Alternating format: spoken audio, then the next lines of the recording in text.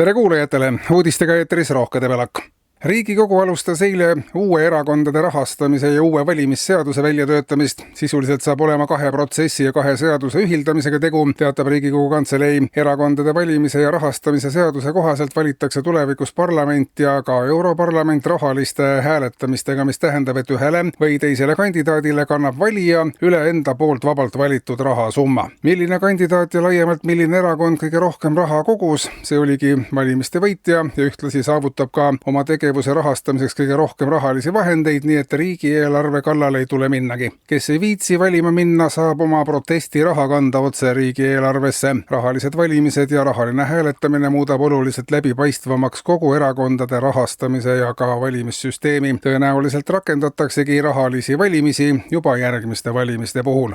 Ja haridusest. Õpetajate üha kasvava puuduse tingimusis tuleb laiendada õpetajate baasi ja kaasata hariduse andmisesse ühiskond laiemalt. Nii annab teada Haridusministeerium värskes arengukavas. Esimeses järgus on senisest enam plaanis kaasata lapsevanemaid, kes sageli teavad palju paremini, kuidas õpetajatööd tegelikult tegema peab ja millised on pedagoogide suuremad puudujäägid. Seni on sellisel seisukohal olevad lapsevanemad saanud piirduda ainult kriitikaga, aga alates järgmisest õppeaastast on kõikidel lapsevanematel võimalik ise õpetajana tööle asuda ja anda oma lastele oluliselt paremat haridust. Lisaks veel motiveerib töötasu. Koos lapsevanematega on võimalik vaatamata õpetajate puudusele senisest veelgi parema õppega meie koolides jätkata ja seda järgmised 30 aastat, lisab Haridusministeerium. Kuna inimesed teavad ka arstidest oluliselt paremini, kuidas inimest ravida, siis on seadusandlust vaja kohandada ka selles suunas, et inimesed saaksid 2-aastase guugeldamise järel doktorikraadi, märgitakse valitsuse tegevuskavas.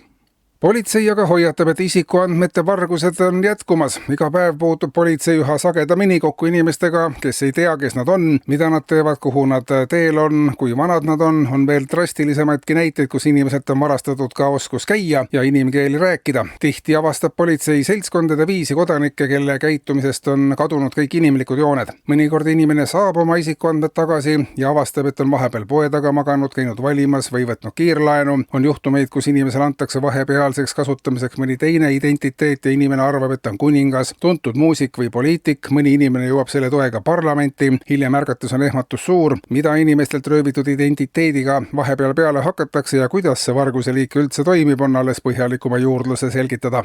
Rubriik kaotatud leitud. Bussist number 16 on leitud maksumaksja rahakott. Kotis raha küll ei olnud, aga olid tasumist ootavad arved kütte, vee, üüri, elektri, parkimise, kaabeltelevisiooni, prügiveo, telefoni järelmaksu, lasteaiamaksu, maamaksu, tulumaksu, õppemaksu, sotsiaalmaksu, käibemaksu kohta. Samuti teated viiviste, intresside, trahvide, leppetrahvide, kokkuleppetrahvide, liiklustrahvide, parkimistrahvide pluss arvukalt tasulisi meeldetuletuskirju. Maksumaksja oli rahakoti hüljanud ilmselt seetõttu, et see kaalus juba enam kui 40 kilogrammi ja nõuete kogukaal ei võimaldanud tal seda enam kõrvalise abiga ühest kohast teise liigutada. Viimaseks piisaks oli just lisandunud piletite sõidu eest saadud trahv.